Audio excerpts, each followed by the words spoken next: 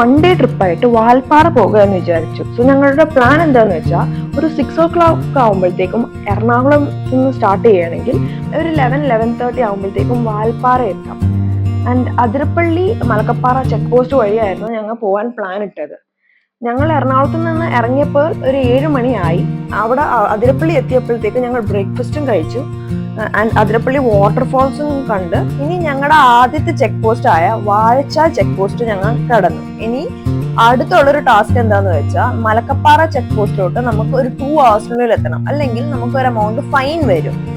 And Vazhachal കഴിഞ്ഞ് അത്യാവശ്യം നല്ല സ്മൂത്ത് ആയിട്ടാണ് പോയിക്കൊണ്ടിരുന്നത്. ഓൺ ദ വേ നല്ല സ്പോട്ടുകളൊക്കെ കണ്ടപ്പോ കുറച്ച് അധികം നല്ല ഫോട്ടോസും വീഡിയോസും ഒക്കെ ഞങ്ങൾ എടുത്തായിരുന്നു. അപ്പൊ കാഴ്ചയൊക്കെ കണ്ട് റൈഡൊക്കെ എൻജോയ് ചെയ്തുകൊണ്ടിരിക്കുമ്പോഴായിരുന്നു നല്ല ബ്ലോക്ക് അനുഭവപ്പെട്ടത്. വണ്ടി അവസാനം നിർത്തിയിടേണ്ടി വരെ വന്നു. ആർക്കും എന്താണ് റീസൺ എന്നുള്ളത് അറിയുന്നുണ്ടായില്ല. എല്ലാവരും വണ്ടിയിൽ നിന്ന് ഇറങ്ങി അവിടെ അന്വേഷിക്കുന്നുണ്ടായിരുന്നു, എന്താ പറ്റിയ എന്താ പ്രശ്നം എന്നുള്ള രീതിയിൽ അന്വേഷിക്കുന്നുണ്ടായിരുന്നു. ഞങ്ങളും വണ്ടിയിൽ നിന്ന് ഇറങ്ങി നടന്നു നോക്കി. പക്ഷെ എന്നാലും നമുക്ക് ഒരു പോയിന്റ് കഴിഞ്ഞ് അവർ കടത്തി വിടുന്നുണ്ടായിരുന്നില്ല. പിന്നെയാണ് മനസ്സിലായത് ആന ഇറങ്ങിയിട്ടുണ്ട്, ആനയെ മാറ്റാണ്ട് നമുക്ക് മുന്നോട്ട് പോകാൻ പറ്റില്ല. ആനയാണേലും പുലിയാണേലും ഫുഡാണ് ഇമ്പോർട്ടന്റ് എന്നും പറഞ്ഞ് ബിരിയാണി ഇട്ടാത്തതുകൊണ്ട് വിവേക് മാധവൻ സലാഡ് വെച്ച് അഡ്ജസ്റ്റ് ചെയ്യുന്നുണ്ടായിരുന്നു. അപ്പൊ ഫോറസ്റ്റുകാർ വന്ന് ആനയെ മാറ്റണവരെ ഞങ്ങൾ വെയിറ്റ് ചെയ്തു. ഫോറസ്റ്റുകാർ വന്ന് മാറ്റിയപ്പോഴാണേലും നമുക്ക് ട്രാഫിക് ഉണ്ടായിരുന്നു. 2 ഡയറക്ഷനിലോട്ടും നല്ല ട്രാഫിക് ഉണ്ടായിരുന്നു.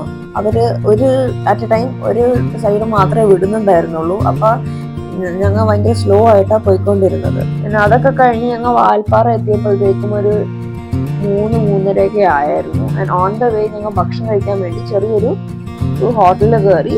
ആൻഡ് അവിടുത്തെ തമിഴ്നാട് സ്റ്റൈല് ബിരിയാണി തന്നെ കഴിച്ചു. ആൻഡ് ഒരു ഹോട്ട് ചോക്ലേറ്റ് ഓർഡർ ചെയ്തായിരുന്നു. ഹോട്ട് ചോക്ലേറ്റ് ഇൻ ഹൗസ് ആക്കി ഉണ്ടാക്കിയതായതുകൊണ്ട് അത്യാവശ്യം നൈസ് ആയിരുന്നു. ആൻഡ് അതൊക്കെ കഴിഞ്ഞ് ഞങ്ങൾ തിരിച്ചു പോകുന്നത് പൊള്ളാച്ചി വഴി പോകാനായിരുന്നു ഞങ്ങളുടെ പ്ലാൻ. ആക്ച്വലി ഒരു 40 ഹെയർ പിൻസോളം കയറേണ്ടതുണ്ടായിരുന്നു.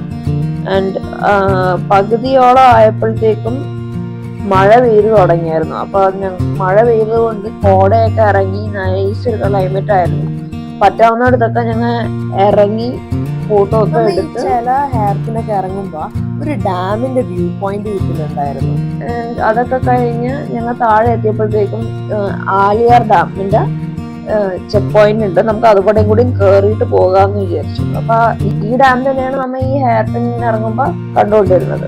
അപ്പൊ ഞങ്ങൾ ടിക്കറ്റും എടുത്ത് ആ ഡാമിന്റെ വ്യൂ പോയിന്റിന്റെ അങ്ങോട്ടേക്ക് നടന്നു. ഒരു നല്ലൊരു കയറ്റം ഉണ്ടായിരുന്നു കയറാൻ, പക്ഷെ സ്റ്റെപ്സ് ഉണ്ടായിരുന്നു. കുറച്ചു നേരം അവിടെ സ്പെൻഡ് ചെയ്തായിരുന്നു. പിന്നെ അധികം നേരം അവിടെ നിൽക്കാൻ നിന്നില്ല, കാര്യം ഞങ്ങൾ ഓൾറെഡി വൈകിയായിരുന്നു. ഇനി അവിടെ നിന്നാ എന്തായാലും ലേറ്റ് ആകും എന്നറിയാവുന്നതുകൊണ്ട് ഞങ്ങൾ അധികം നേരം അവിടെ നിന്നില്ല. ആൻഡ് ഞങ്ങൾ ഇനി വേറെ സ്റ്റോപ്പ് ഒന്നും ഇല്ല എന്നും പറഞ്ഞ് ഡയറക്റ്റ് എറണാകുളത്തോട്ട് പോവുകയായിരുന്നു. അപ്പൊ ഞങ്ങൾ എറണാകുളം അങ്കമാലി എത്തിയപ്പോഴത്തേക്കും ഫുഡ് കഴിക്കാൻ വേണ്ടി ആലിബാബ ആൻഡ് 41 ഡിഷസിൽ കയറി ഫുഡും കഴിച്ച് പിന്നെ റൂമിലോട്ടും പോയി.